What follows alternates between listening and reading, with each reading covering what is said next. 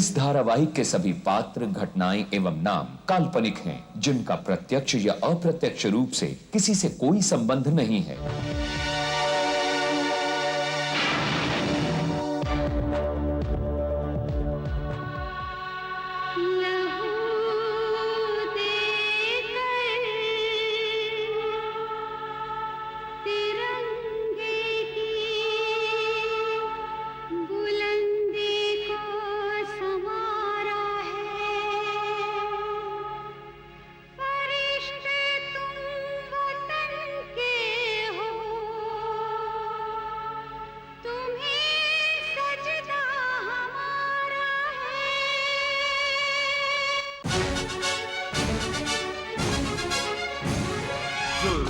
जो दुश्मन सच्चाई का यार, टकराने को जुल्म से हरदम है तैयार।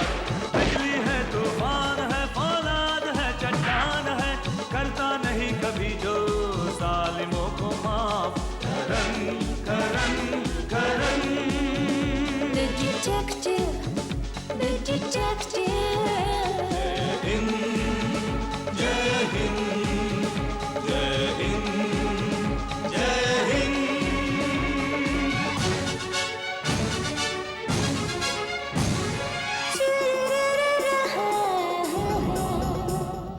देश पर साजिश की परछाई अगर छाने लगे, वक्त को वो थाम ले, सब्र से वो काम ले।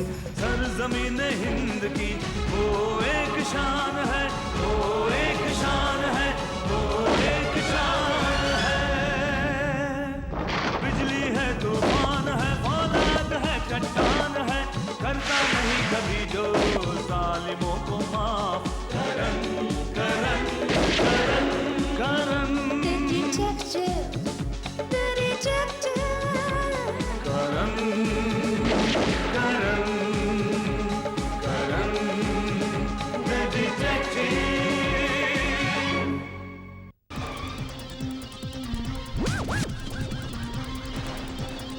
प्लीज मुझे बचा लो, कुछ लोग मुझे मारना चाहते। अरे भाई क्या कर रहे भाई? एक चीज तुमने नोटिस की कि मरने वाले के पैरों में जूते नहीं। मोनिशा इस बेवकूफ को लगता है कि उन जूतों के लिए मैं इसे $2 लाख दे दूंगा। इन जूतों के लिए तुम मुझे $10 लाख भी दे सकते हो।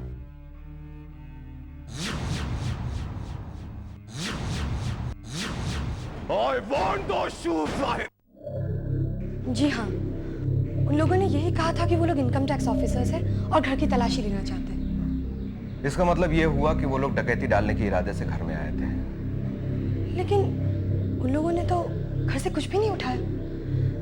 इनफैक्ट मेरी कुछ ज्वेलरी और कैश भी था। शायद उन्हें किसी और चीज की तलाश थी। हाँ, जब उन्होंने संजय को देखा तो कहा कि उन्हें जिस चीज की तलाश थी वो संजय के पास है। लेकिन इंस्पेक्टर साहब, मेरे पास ऐसी कोई चीज नहीं है जिसकी वजह से वो लोग मुझे जान से मार डालना चाहते थे। वैसे भी अगर उनका मकसद चोरी करना ही होता तो घर में पड़ा कैश और ज्वेलरी वो क्यों छोड़ जाते हैं? मे बी कैश और ज्वेलरी से उन्हें कोई मतलब ना हो। उन्हें तलाश हो किसी और चीज की, किसी खास चीज की। लेकिन करण साहब, मेरे पास ऐसी कोई चीज नहीं है, ना कोई खास चीज, ना मामूली चीज। या तो फिर यह हो सकता है, इट्स अ पॉसिबिलिटी कि घर की तलाशी सिर्फ एक बहाना हो। दरअसल वो आपका कत्ल करना चाहते थे। पर क्यों? इन्होंने किसी का क्या बिगाड़ा है? यही सवाल मैं भी ढूंढने की कोशिश कर रहा हूं। संजय साहब, जब कोई किसी के घर की तलाशी लेता है या उसका कत्ल करना चाहता है तो उसके पीछे कोई ना कोई वजह जरूर होती है। बिना वजह के कोई ऐसी बातें नहीं करता। आप बिल्कुल ठीक कह रहे हैं करण साहब। इसके पीछे कोई ना कोई वजह जरूर है। आप लंगड़ा क्यों रहे? पैर में चोट लगी है? शू बाइट हुआ है सर। जूता नया है? जी नहीं सर, जूता खरीदे मुझे 3 महीने हो गए। लेकिन जब से मैं मंदिर से लौटा हूं मुझे ये पैर में तकलीफ शुरू हो गई। कोई बात नहीं सर, मामूली सी चोट है, अच्छी हो जाएगी। करण साहब, इस बार तो आपने मेरी जान बचा ली, लेकिन दोबारा अगर उन्होंने मुझ पर हमला किया तो? हाँ, मैं भी यही सोच रहा था। पहली बार वो नाकाम रहे, हो सकता है कि दोबारा कोशिश करें, लेकिन आप बिल्कुल ना घबराएं। हम आपको पूरी सिक्योरिटी देंगे। Okay, don't worry. Thank you Karan साहब। हाँ, लेकिन एक बात मैं कहना चाहूंगा जी। जब तक वो आप पर दोबारा हमला ना करे या फिर हमारी गिरफ्त में ना आए, तब तक वो आपकी जान के दुश्मन बने रहेंगे। और जब तक हमें इस बात का पता नहीं चलता कि उनका मकसद क्या है, तब तक आपकी जान को खतरा रहेगा संजय साहब। साहब एक मौका दे दीजिए साहब। साहब एक मौका दे दीजिए साहब। वो जूते लाके मैं आपके कदमों में डाल दूंगा साहब। साहब एक आखिरी मौका दे दीजिए ना साहब। नाकामी एक ऐसी बीमारी है जो एक बार लग जाए तो पीछा नहीं छोड़ती। इसीलिए हमें नाकामी से नफरत है। तुझे मौका देकर हम नाकामी को एक और मौका नहीं देना चाहते साहब। साहब मैंने पूरी कोशिश की थी साहब। साहब अगर क्या करूं साहब, मैं मजबूर हो गया था साहब। एंड वक्त पे वो डिटेक्टिव करण ने आके उसको बचा लिया साहब। The detective? हाँ साहब। साहब हमारा बुरा वक्त कहिए या इत्तेफाक कहिए साहब, हमें खाली हाथ लौटना पड़ा साहब। और तुम हमारे वो बेशकीमती जूते उस डिटेक्टिव करण के हवाले कराए। नहीं साहब, उन जूतों की कीमत के बारे में करण को पता नहीं है साहब। उस आदमी को भी पता नहीं है साहब, वरना वो बेवकूफों की तरह उन जूतों को पहन के वहां घूम नहीं रहा होता साहब। तुम्हें उन जूतों की अहमियत पता थी, फिर भी अपनी जान ज्यादा कीमती लगी और अपनी जान बचाकर वहां से भाग आए। नहीं साहब नहीं वो करण साहब। नहीं जाहिद, नाकाम की जान बख्शी जा सकती है लेकिन बुज़दिल की नहीं।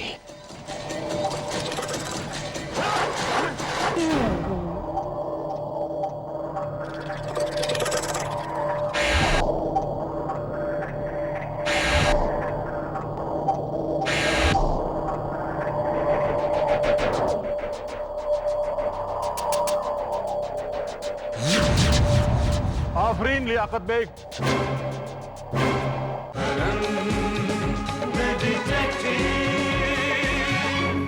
उर्फ शक्ति सिंह, उर्फ सीके होशांग।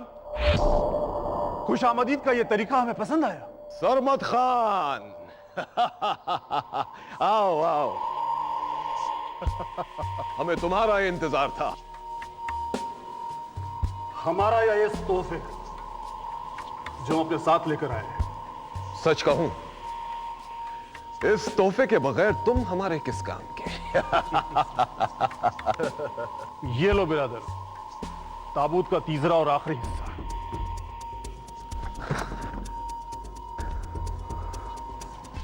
सरमद, अब तुम देखना, हमें हमारे मकसद तक पहुंचने से दुनिया की कोई ताकत नहीं रोक सकती, कोई नहीं। बिरादर, हमने तुम्हें ताबूत का तीसरा और आखिरी हिस्सा तो दे दिया, मगर इस ताबूत की आखिरी कील कहां है? आखिरी कील उन सफेद जूतों में है जो हमारे हाथ आते आते निकल गए। हाथ आते आते। अगर वो डिटेक्टिव करण बीच में ना आया होता तो वो जूते इस वक्त हमारे कदमों में होते। डिटेक्टिव करण? यस बिरादर, वो तो बड़ा ही खतरनाक आदमी है। इससे पहले भी कई बार हमारे मंसूबे फेल कर चुका है वो। अगर ये जूते उसके हाथ लग गए ना तो सारा खेल बना हुआ बिगड़ जाएगा। जानता हूं सरमद, जानता हूं, लेकिन इससे पहले कि वो हमारे लिए खतरा बने, वो जूते हम हासिल कर चुके होंगे। जूते हासिल करने से कुछ नहीं होगा बिरादर। उस डिटेक्टिव करण का कुछ ना कुछ इंतजाम करना पड़ेगा। शायद तुम ठीक कहते हो।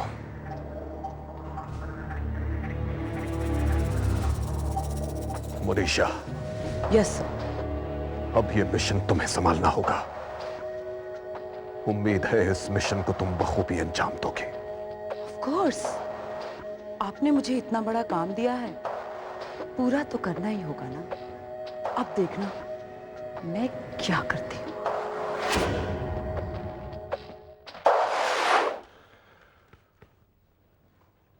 कहिए सर, क्या परेशानी है? मैं तो ये मानता हूं कि कानून की परेशानी देश की परेशानी है और देश की परेशानी को दूर करने के लिए करण कुछ भी कर सकता है। I know mister Karan, I know. मामला बहुत ही पेचीदा है, हमारी सुरक्षा से जुड़ा है। क्या बात है सर? मिस्टर करण, आपको पता ही लगा होगा कि कल हाईवे पे एक लाश मिली थी। कहीं आप उस लाश की बात तो नहीं करें जिसके पैरों में जूते नहीं थे? मैं उसी लाश के बारे में बात कर रहा हूँ। उस लाश की शिनाख्त कर ली गई है और इंटरपोल ने उसके बारे में कुछ इंफॉर्मेशन भेजी है जो फाइल में मौजूद है। आइए बैठिए। राठी,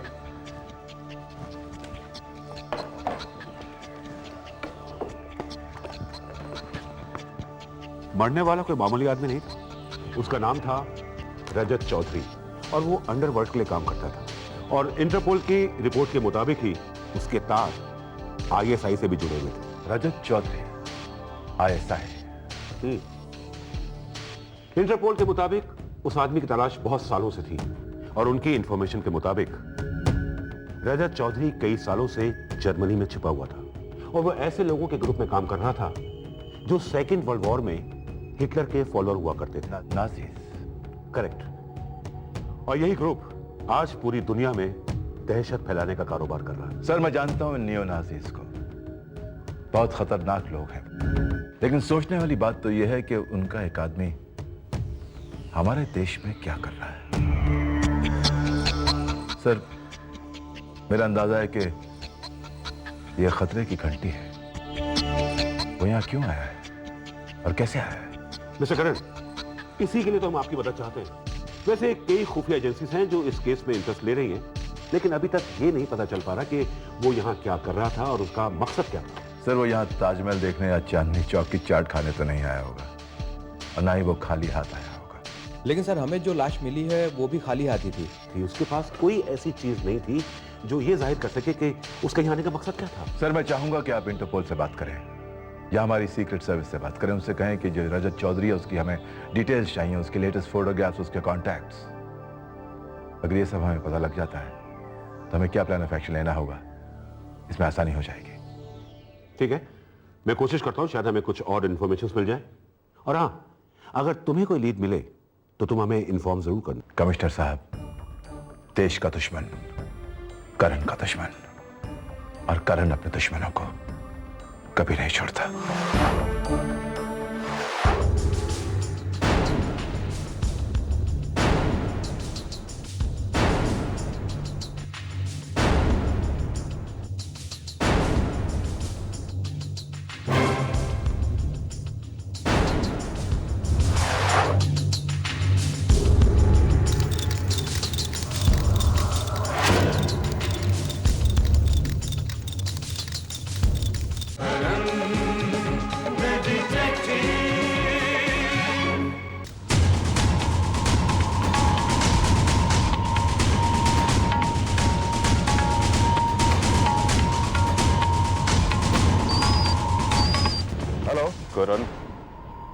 करण द डिटेक्टिव। That's right. सुना है तुम्हारी रफ्तार बहुत तेज है, फिर चाहे वो तुम्हारे हाथ में आया हुआ कोई केस हो या गाड़ी की स्टीयरिंग।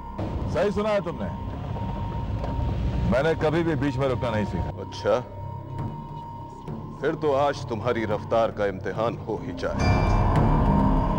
देखते हैं कि तुम मंजिल तक पहुंचते हो या मंजिल तुम तक पहुंचती है। गाड़ी की स्पीड कम मत करना करण। अगर तुम्हारी गाड़ी की स्पीड 60 से कम हुई तो ऐसा धमाका होगा कि तुम्हारी गाड़ी के ही नहीं, आसपास की 4-5 गाड़ियों के भी परखच्चे उड़ जाएंगे। क्या चाहते हो तुम? तुम्हारी मौत। इसलिए बहादुरों की तरह लड़ने के लिए पूरा मौका दिया है मैंने तुम्हें। अपने आप को बचा सकते हो तो बचा लो। हेलो,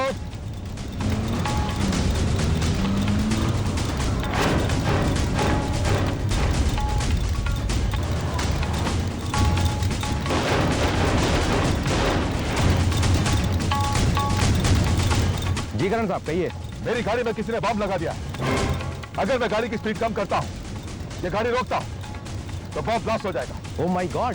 मेरी बात ध्यान से सुनो, मैं इस गाड़ी को शहर की सरहद से पार ले जा रहा हूं, रेजिडेंशियल एरिया से दूर। मैं तकरीबन 10 मिनट में नासिक रोड जंक्शन पे पहुंचूंगा। चल ड्राइवर।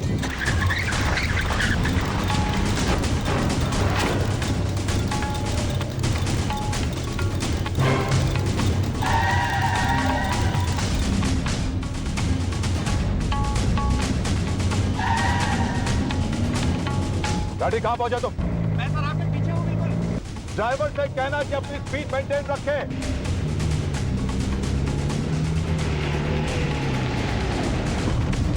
ये सर ये बहुत रिस्की है। Rathi, yes sir. राठी एक काम करो, फायर एट द डोर। रवाना पे गोली चलाओ। Okay. Fire at the door.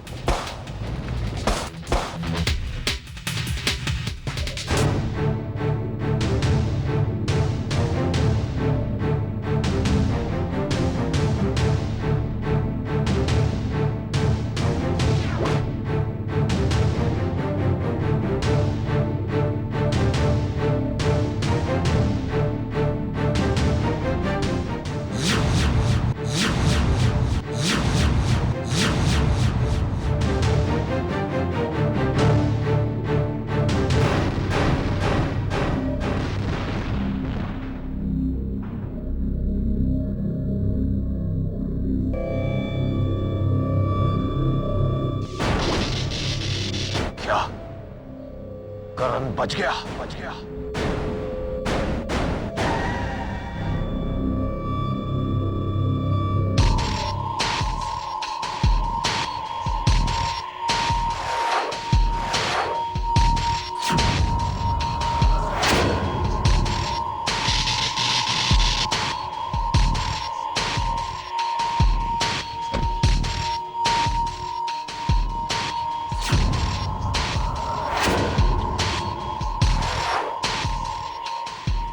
Sharma, crime branch. Mister Sanjay Verma है अंदर?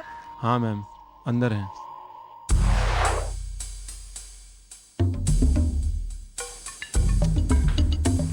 Excuse me. Yes. Mister Sanjay Verma है? जी। जी कहिए, मेरा नाम संजय वर्मा है। Hello, I am inspector Vandana Singh, crime branch. Mister Verma, आपके लिए एक बुरी खबर है। बुरी खबर?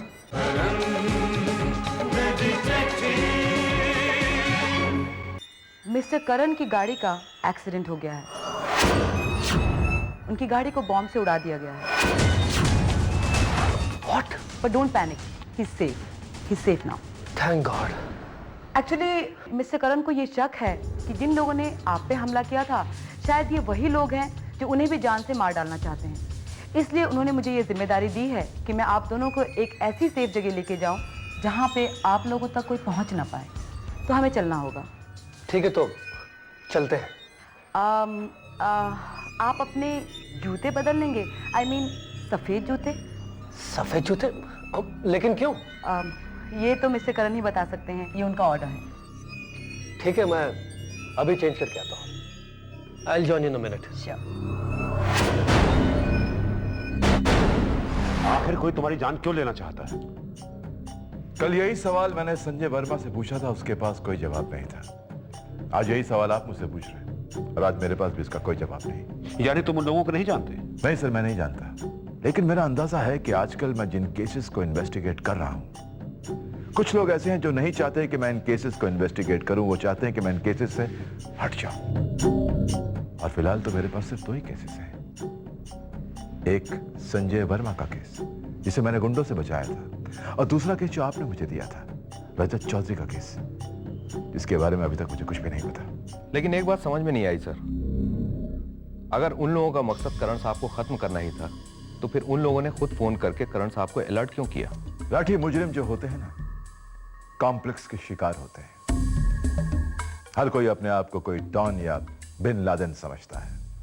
हर किसी के जुर्म करने का अपना एक तरीका होता है, अपना एक अंदाज होता है, और कभी कभी यही तरीका, यही अंदाज उन्हें बेवकूफ़ी करने पे मजबूर कर देता है। राइट। अगर ये वही लोग हैं जिन्होंने उस आदमी, क्या नाम था उस आदमी का? संजय वर्मा। हाँ, संजय वर्मा पर हमला करवाया था, तो ये लोग काफी खतरनाक लोग हैं और ये उस आदमी पर ऐसा ही कोई हमला फिर करवा सकते हैं। यस सर, इसलिए तो मैं चाहता हूं कि हम उनके लिए कड़ी सुरक्षा का इंतजाम करें।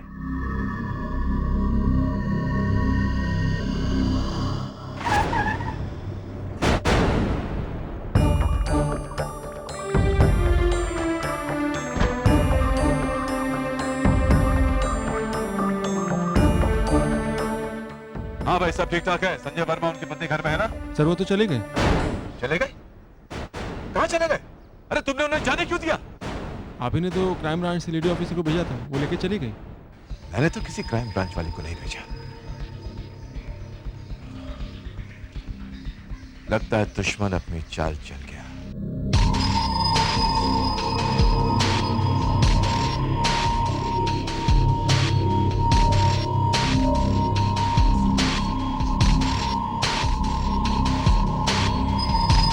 आखिर इन जूतों का राज क्या है? कौन सी ताबूत के कील है वो जूते? रजत चौधरी का इरादा क्या है? शक्ति सिंह उर्फ लियाकत अली चाहता क्या है? ये देखने के लिए अगले हफ्ते आज ही के दिन इसी वक्त करण the detective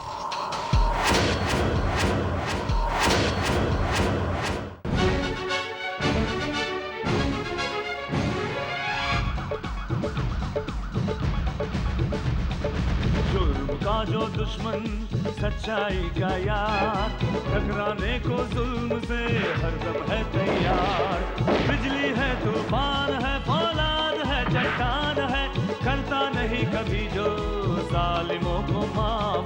Karan Karan Karan The detective, the detective, the detective. जय हिंद, जय हिंद, जय हिंद।